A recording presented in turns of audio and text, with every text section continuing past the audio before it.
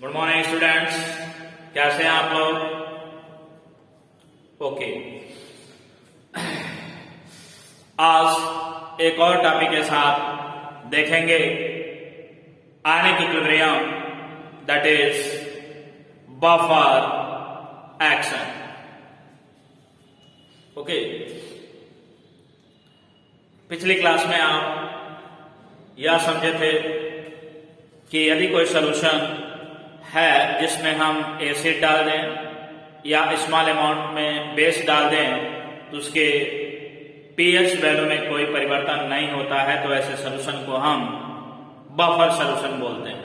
Okay, let me see how to check and how to see the change, do not change in the pH of any buffer solution either on addition of acid और base. Okay, heading लगाएंगे buffer action.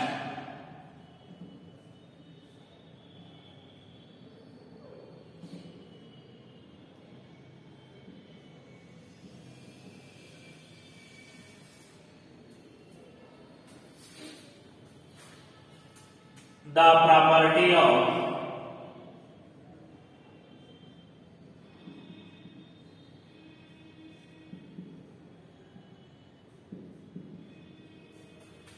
buffer solution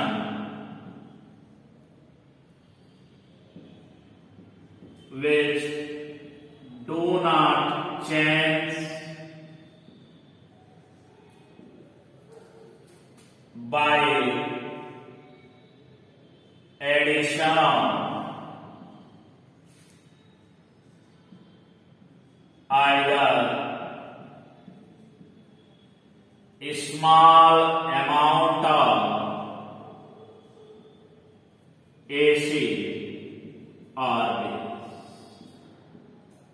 Okay,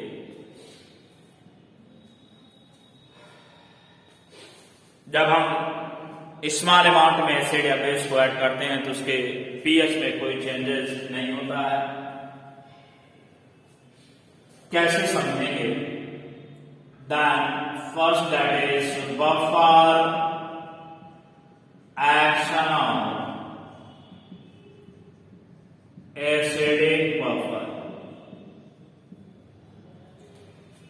Let me consider an example of acidic buffer, that is CH3, COOH acetic acid plus a salt, CH3COON, that is sodium acetate. The acetic acid is a weak electrolyte. Okay, then it partially dissociated in form of acetate ion plus hydrogen. Similarly, CH3COON, it is a strong electrolyte. क्या है? Strong है, ये completely टूट जाएगा acetate ion plus sodium cation. Okay, तो पिछली class में हम आपको ये बताए थे जब इस तरह का इक्विलिब्रियम है तो यहां से भी सेम आयन निकल रहा है, यहां से भी सेम आयन निकल रहा है, तो ऐसे केस में हम एक इफेक्ट देखते हैं जिसे हमने बताया था common ion effect. Okay, common ion effect में आप देखे थे कि जब जो वीक इलेक्ट्रोलाइट है, इस वीक इलेक्ट्रोलाइट का जो डिसोसिएशन ऑलरेडी बहुत कम है, लेकिन जब हम इक्विलिब्रियम में इस तरह का देखते हैं कॉमन आयन, तो इसकी वजह से इसका डिसोसिएशन और भी घट जाता है, जैसे हम बोले थे कॉमन आयन इफेक्ट। ओके, अब बात आती है कि how to do not change the pH of solution either addition of acid. मैंने कहा case 1 addition of acid, that is HCl. मैंने कहा जैसे HCl को अब ऐड करेंगे, that HCl is split into H positive plus Cl negative, दो part में टूटेगा। तो मैंने कहा यह H पॉजिटिव के आ जाने से उस सॉल्यूशन का पीएच बदलना चाहिए था, लेकिन पीएच नहीं बदला। इसके पीछे क्या कारण है? तो मैंने कहा यदि यह इक्विलिब्रियम पोजीशन में हम देख रहे हैं कॉमन आयन इफेक्ट, इस कॉमन आयन इफेक्ट में यदि हम आपसे कहें कि यह जो कंसंट्रेशन है CH3 COO माइनस का, CH3COO माइनस का कंसंट्रेशन क्या है, ज्यादा है, क्योंकि यह एसीटेट आयन यहां से आ रहा है, यह एसीटेट आयन यहां से आ रहा है, और साथ ही साथ इस हाइड्रोजन आयन का कंसंट्रेशन इस सॉल्यूशन में क्या है, कम है। तो यह फर्निश्ड हुआ H पॉजिटिव आयन कहां से, इस एसिड से को कंज्यूम कर लिया जाएगा इस एसीटेट आयन के द्वारा। इट मीन जो सॉल्यूशन में प्रेजेंट या एसीटेट आयन है, जब हमने एसिड डाला तो उसका H पॉजिटिव यूज कर लिया और यूज करके बना दिया एसिटिक एसिड। और हम देख रहे हैं कि यह acetic acid is a weak electrolyte, और यह वीक इलेक्ट्रोलाइट का जो डिसोसिएशन था वो इसकी वजह से घटने लगा था। इसका मतलब अगर इवन बन गया तो फिर यह टूटेगा नहीं, इसलिए हम यहाँ बोलेंगे undissociated molecule of acetic acid. Okay, यानी कि आप यहाँ देख पा रहे हैं कि यह जो H प्लस था एसिड का, वह कंज्यूम कर लिया गया किसके द्वारा, एसीटेट आयन के द्वारा। इसका मतलब सॉल्यूशन में H प्लस वो दिख ही नहीं रहा है, तो क्या सॉल्यूशन के pH के वैल्यू में कोई परिवर्तन होगा, तो कोई परिवर्तन नहीं होगा। It means on addition of acid HCl into the buffer solution the pH of buffer solution do not change and the pH remains constant. Okay, तो यह आपने देख लिया कौन सा बफर, एसिडिक बफर। सेम इसी तरह से हम क्या देखेंगे, buffer action of basic buffer. Okay,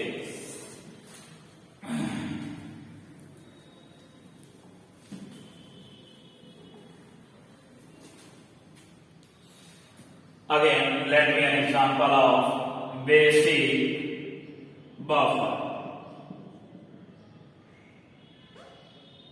So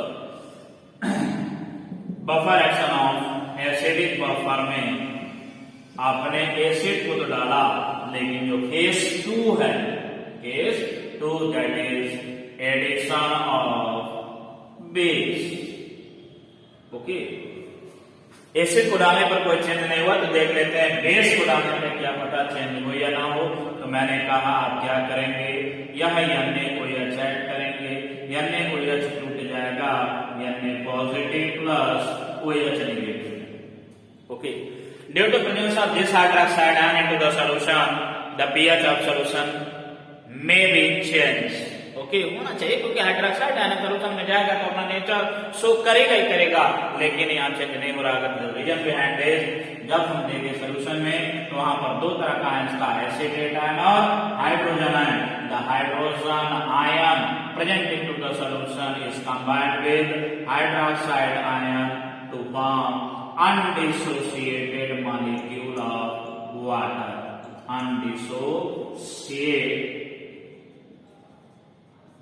undissociated molecule of water, यानी कि हम यहाँ देखें कि जब एसिड हम डाले थे तो H प्लस कंज्यूम किया गया था एसिटेट आयन के द्वारा। जब हम बेस डाल रहे हैं तो OH minus ion that is hydroxide ion consume कर लिया जा रहा है किसके द्वारा, H प्लस आयन के द्वारा। तो जब यहाँ OH आयन फ्री नहीं रहा तो क्या सॉल्यूशन के pH के वैल्यू में कोई परिवर्तन होगा, कोई परिवर्तन नहीं होगा। It means on to the addition of small amount of either acid और base the pH of buffer solution do not change and remain constant. Okay, similarly again we see the next buffer action, that is buffer action of basic buffer। Basic buffer, अब देख लेते हैं कि basic buffer में यदि हम acid या base का एडिशन करते हैं तो क्या यहाँ पर भी चेंज होने की संभावना है या नहीं है। Let me understand with help of example, that is ammonium hydroxide. Example लिया क्या है, अमोनियम हाइड्रोक्साइड, इधर की तरफ दिखा रहा हूं, दैट इज अमोनियम हाइड्रोक्साइड यानी H4 plus ammonium chloride NH4Cl। We know that the NH4OH is a weak electrolyte, so it dissociates into NH4 positive ion and OH negative ion. Similarly, NH4Cl is a strong electrolyte, then it completely dissociated into NH4 positive plus Cl negative. It means here is also we see the common ion effect. आप यहाँ पर भी देख पा रहे हैं क्या है, कॉमन आयन इफेक्ट। बोले बच्चा क्लियर है? ओके। अब हम यहाँ अगर देखें तो इस सोल्यूशन में कंसंट्रेशन किसका, NH4OH का कंसंट्रेशन, सॉरी NH4 पॉजिटिव का कंसंट्रेशन सोल्यूशन में क्या है, ज्यादा है, और concentration of OH minus in solution में क्या है, कम है। Then on either of action, मान लो मैंने कहा केस 1 एडिशन ऑफ एसिड, मैंने कहा एसिड को आप ऐड कर रहे हैं, that is HCl split into H positive plus Cl negative। तो H positive इस HCl का कंबाइन हो जाएगा किससे, OH माइनस से, अगेन बन जाएगा water molecule which is undissociated. बस समझ आ रहा है? ठीक यहाँ का निकला हुआ, मान लीजिए जैसे हमने एडिशन ऐड किया तो H प्लस का कंसंट्रेशन थोड़ा सा बढ़ा, तो थोड़ा सा कंसंट्रेशन किसके द्वारा, यानी कि थोड़ा सा जो H पॉजिटिव है यूज कर लिया जा रहा है किसके द्वारा, OH माइनस के द्वारा, जो कि पहले से इस सोल्यूशन में क्या है, प्रेजेंट है। इसके साथ दूसरा देख लेंगे case 2, that is addition of base NaOH change into Na positive plus OH negative. अब इस OH की वजह से सोल्यूशन का pH चेंज होना चाहिए था, but this OH minus consumed by NH4 positive ion and finally it form the weak electrolyte, that is ammonium hydroxide NH4OH, and it is undissociated। Okay, that is undissociated molecule of ammonium hydroxide। तो फिर आपने देखा कि यह hydroxide ion बढ़ा, concentration solution में बढ़ा, लेकिन उसी सोल्यूशन में पहले से ही क्या प्रेजेंट है, ammonium ion. This ammonium ion consume the hydroxide ion to form undissociated molecule of water, so that the pH of the solution do not change and remain the constant, either addition of a small amount of acid or base। Okay student, ये सारी कहानी किसके respect में था, buffer action के respect में। यानी कि हम ये समझ लेते हैं कि जब किसी भी सोल्यूशन में यदि हम एसिड डालते हैं तो एसिडिक नेचर शो करने लगता है, यदि बेस डालते हैं तो बेसिक नेचर शो करने लगता है। लेकिन कुछ ऐसे सोल्यूशन होते हैं जिसमें स्मॉल अमाउंट में यदि एसिड डाल दें या बेस डाल दें तो उसके पीएच के वैल्यू में कोई परिवर्तन नहीं होता है। तो ऐसे सोल्यूशन को बफर सोल्यूशन कहते हैं। इसके पीछे केवल एक कारण है, only one cause, that is common ion effect, and this common ion effect is a very important parameter which explains the buffer action। Okay।